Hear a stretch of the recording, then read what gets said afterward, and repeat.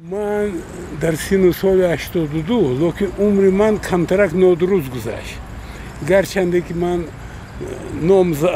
دکتر پروفسور انرژیک خدمت نشون داده جمهوری یک سال چیز خدمت نشون داده جمهوری، لکن در همین سن سال با فکر من پتانسیل خود را فقط 10% به استفاده برده توانستم. 90%ش بیکار رفت. یعنی شما ناراضی است؟ از بسیار چیزا من ناراضی هستم. من اصلا بار ناراضی بودم که سال 2014 در چمپیونات جهان در شهر مسکو برگزار گردید.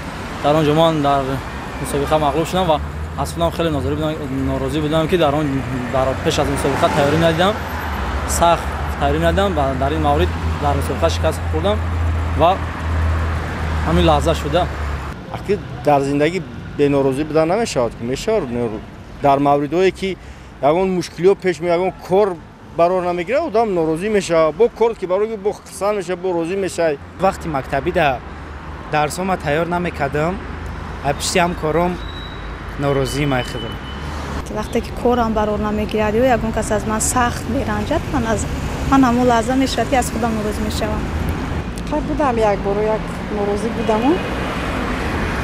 من برای چی ناراضی بودم که وای یک جا به چقدر کار کردم هیچ کس به قدرم نرسید. من برای چی همجا کار کردم گفتم من ناراضی شدم دیگه تمام دیگه نبودم یگان چی ناراضی.